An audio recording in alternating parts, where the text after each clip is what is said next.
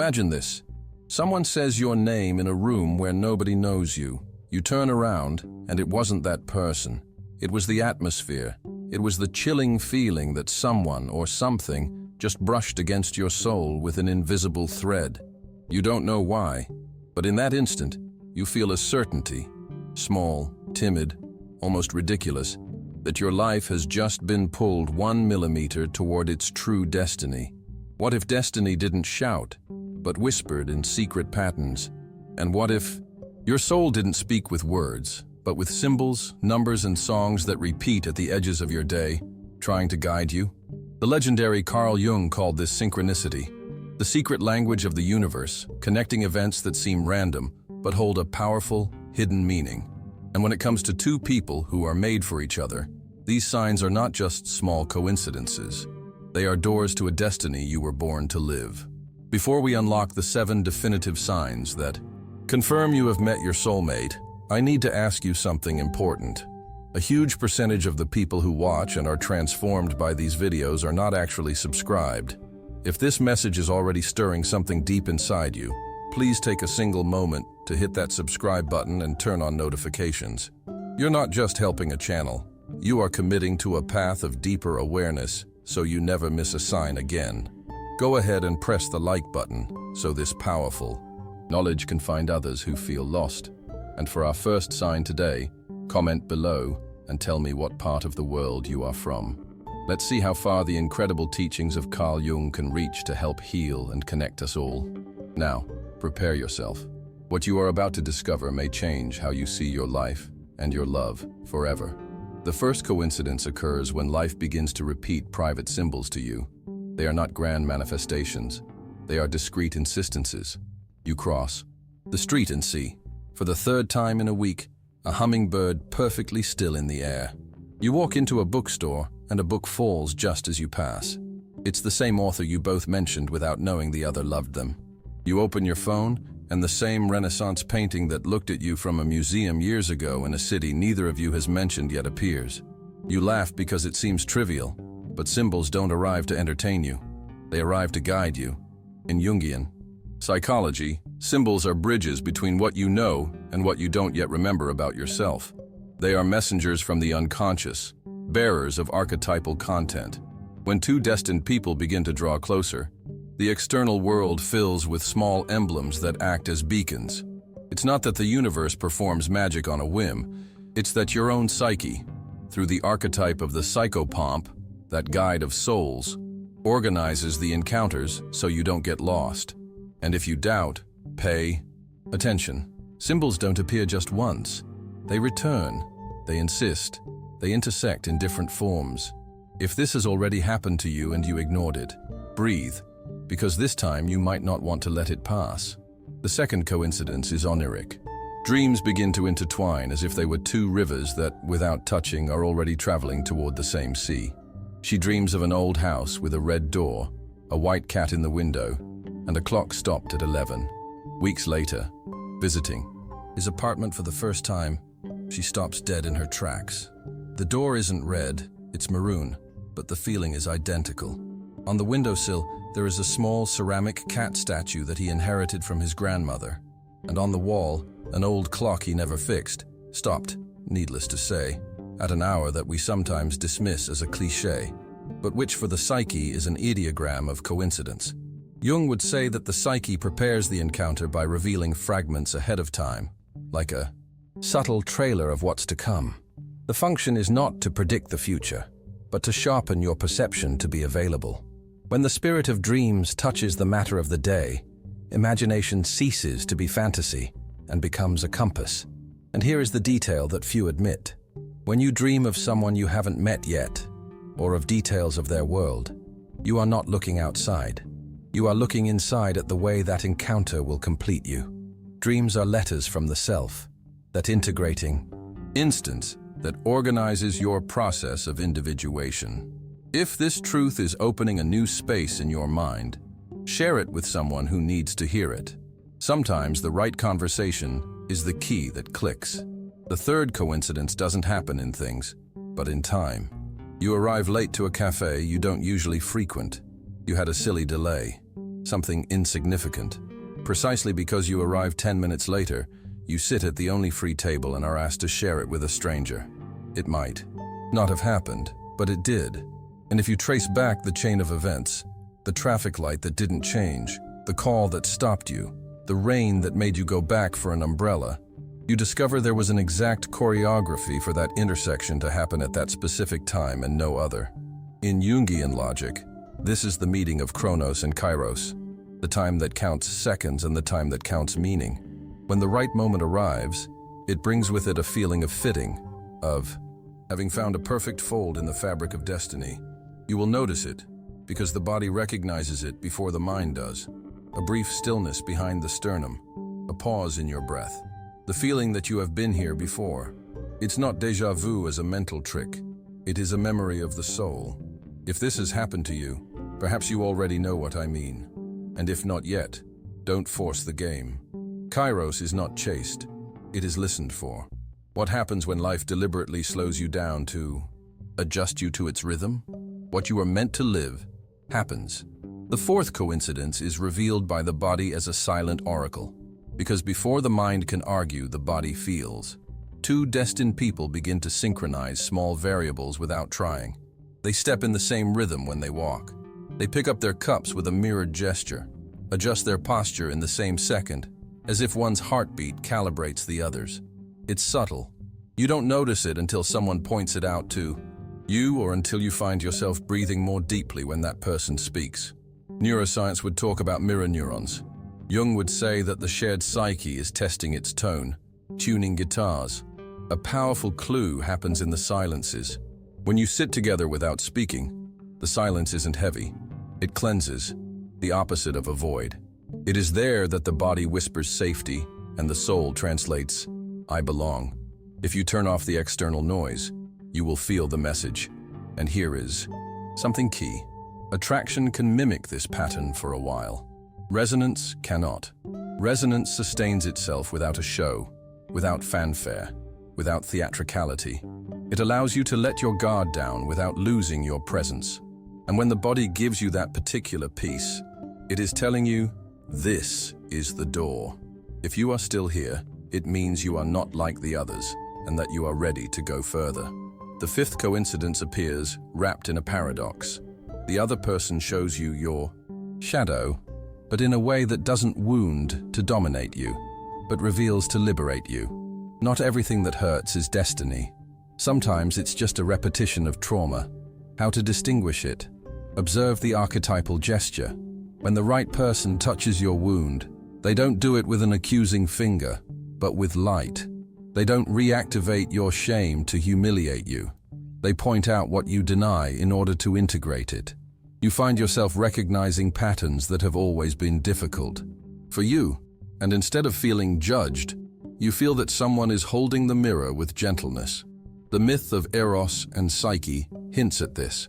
In the darkness, love asks you to light a lamp not to control it, but to see your own soul. The encounter that is meant for you doesn't infantilize you. It helps you mature. It makes you responsible without dragging you into guilt. And there, a sign emerges that almost no one wants to admit. When destiny unites, the truth of the conversation grows. You can say the unsayable, and instead of a rupture, a more refined form of connection appears. Projections, that tendency to place onto the other what you cannot stand in yourself, begin to dismantle. It hurts a little, yes, but not like a stab, but like an expansion. If what you feel is contraction and chronic fear, observe it. Perhaps it is not destiny. If what you feel is expansion and clarity, along with the noble restlessness of what matters, perhaps the self is telling you, continue. The Sao. Sixth coincidence comes from the outside, as if the world were becoming an indiscreet accomplice. You are walking down the street thinking about that person and, without looking for it, you overhear two strangers mention their last name. You open a book at random, and a sentence with their name appears. You tune the radio on the way home, and that song you both admitted to secretly loving is playing. The ancients would have invoked Hermes, the mischievous messenger who brings about improbable encounters. Jung would call it the trickster, the archetype that through play pushes you toward what is true. It's not that everything is a sign. It's that when there is meaning, the threads tighten and vibrate. If you start to see these repetitions, don't obsess over controlling them. Let them speak. Ask yourself, what part of me is awakening with this? Because the sign doesn't come to confirm that the other person belongs to you. It comes to remind you that the right encounter is never possession, it is cultivation. If you want the symbol to continue unfolding, avoid the spell of control. Obsession kills the whisper. Availability sharpens it. If this chain of winks is happening to you, perhaps the world is answering a question that your mouth dares not speak. The seventh coincidence is not seen. It is verified in hindsight. You discover that minuscule decisions made without calculation, that job you turned down, that city you chose by intuition, that friendship that seemed to have no connection, drew a map that, without you knowing, was leading you to that person. When you finally meet, you notice that you almost crossed paths before. You were at the same concert, on the same beach, in the same secondhand bookstore, days or even hours apart. Coincidence, perhaps. Or perhaps the self was calibrating you both so that the meeting would not happen a day sooner, when you were not yet ready, nor a day later, when you would have lost the edge. Jung said that the process of individuation is a spiral. You return to the same places with another level of consciousness. When two spirals meet at their precise point, destiny is no longer an empty promise. It is a living architecture that you two co-produce. And here a silent gesture appears that confirms it. You both start making decisions that don't fit with old scripts, but fit with a broader truth. Trips that weren't on the agenda, conversations that postponed sleep and awakened the soul, priorities that change naturally. You are not giving up on yourself, you are arriving at yourself. The right love does not distract you from your path, it refines it. Perhaps you ask yourself, what if I'm wrong? What if I confuse desire with destiny? An honest question. The lure of desire is bright, nervous, flawless in its theater. The pulse of destiny is deep, patient, almost silent. Desire, when it is pure impulse, promises you vertigo and consumption. Destiny, when it is true, offers you inner work and growth. A trick to distinguish them. Observe how you treat yourself in their presence. If you make yourself smaller so that the other will choose you, you are worshipping an idol. If you expand to be able to choose better, you are listening to the self. In conscious seduction, this changes the game. Attraction ceases to be a performance and becomes presence. Magnetism is no longer manufactured with tricks. It is expressed as coherence. And yes, the paradox is, when you let go of the trick, the magnetism increases, because the soul is not attracted to noise, it is attracted to the genuine need for meaning. I propose something to you. For the next few days, keep a journal of signs, not to collect them like stamps, but to train your attention. Write down 3 things. 1. Symbols that repeat. Animals, numbers, songs, words. 2. Your body's adjustments in that person's presence. Breathing, heartbeat, posture. 3. Dreams and details of time. Delays, improbable encounters. Don't try to confirm everything. Just observe. After a week, reread it without expectation. You will see a pattern. And if, upon reading it, you feel an internal flutter, a yes that doesn't scream but won't be silenced, take it seriously. That yes is your compass. Perhaps you now remember seemingly small moments. A cup with a crack that forms the same shape you saw on a mural the day you met him. A sentence you wrote down months before without knowing why, which is now the exact answer for a conversation with her. An old photograph where, in the background, a place appears that you will later visit together. When you begin to see these threads, the world ceases to be chaos. Not because you gain control, but because you acquire a conversation. A conversation between the internal and the external, between what inhabits you and what awaits you. That is the core of depth psychology. It is not about decorating your life with pretty symbols. It is about recognizing that the symbol is the scar that guides you.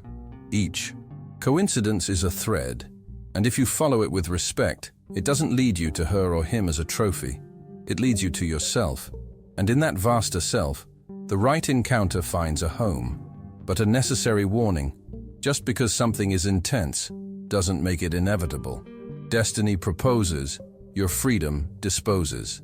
Synchronicity doesn't come to absolve you from choosing. It comes to demand a conscious choice from you. If what you see makes you better, if it makes you more just, more honest, more creative, more courageous, then you are heading in the direction of the self. If what you see makes you smaller, more controlled by fear, more disconnected from your values, walk away, even if the symbol shines brightly. Not all that glitters is a lamp. Sometimes it's a fire. And the soul doesn't want to see you burn for show. It wants to see you light up with meaning. In practice, how do you cultivate an encounter that seems dictated by destiny? With 3 simple and demanding acts. First, presence. Listen without preparing to respond. Let the body say here before the mind decides this. Second, symbolic language. Talk about what you dream, about the things you repeat without realizing, about what called to you before you met. Intimacy begins when we share the unconfessable, the internal maps. Third, a minimal ritual. Define a small gesture that returns the relationship to its center. A walk without phones, reading a poem in silence, looking at the sky at the same time. Not to become mystics for show, but to remind yourselves that love is a discipline of the soul, not a spasm of desire. If at this point you feel that your story with that person has these 7 breaths, symbols that insist, dreams that forewarn, times that align, bodies that resonate, shadows that are illuminated, worlds that conspire, decisions that, looking back, reveal a map, it is likely you are not imagining things. You are seeing the architecture of your destiny in action. It is not a guarantee of ease. It is a promise of meaning. And meaning, when it is genuine, produces a sober beauty. 2 people who choose each other every day without abandoning their individuation, who accompany each other not to hide voids, but to cultivate fullness. It sounds simple. It is an art. I want you to take away more than just ideas. I want you to take away an image. Think of a red thread, fine, almost imperceptible, that passes through 2 needles in 2 different cities. You can't see it with the naked eye, but when the wind blows, both needles vibrate at the same time. That is destiny. Not an iron chain that drags you, but a thread of music that tunes you. And if today, after listening to me, you feel a part of you vibrate in a way it hasn't for a long time, don't extinguish it with cynicism. Cynicism is fear disguised as intelligence. Courage, on the other hand, has the elegance of a knowing silence. You don't need to tell everyone everything. It is enough to take the next step, just one, the one your body already knows. You have reached the end, and the fact that you are still here, listening, means you are not like the others. It confirms you are ready to go further, to stop seeing the world as random chaos and start recognizing it as a profound conversation with your own soul. What you've received today is not empty entertainment. It is a powerful training in perception, a key to understanding the very language of destiny. But this is only the beginning. There are even deeper layers to this cosmic dialogue, more secrets hidden in your dreams and in the symbols that chase you. If you are committed to sharpening this incredible inner vision, then do this for yourself right now. A shocking number of you who experience a powerful shift with this knowledge are not yet subscribed. Don't let the next critical message from your soul get lost in the noise. Hit that subscribe button and turn on all notifications. It is not just a click. It is a powerful vow to your most aware and lucid self. And please, press the like button to help this truth find others who are searching for it. Now, I have a direct question for you. Of all the coincidences we explored today, which one sign hit you with the force of absolute truth? Answer me in the comments with just one word or a short phrase. I want to know which sign is your soul screaming for you to pay attention to right now. Remember this always. Destiny makes no unnecessary noise. It approaches barefoot, knocks on the door, only once, and waits. When you finally open it, you will find that the right person doesn't come to complete you. They come to celebrate the magnificent person you are finally becoming. When you feel it, you will know. Not because your mind approves, but because your soul, at long last, will finally exhale.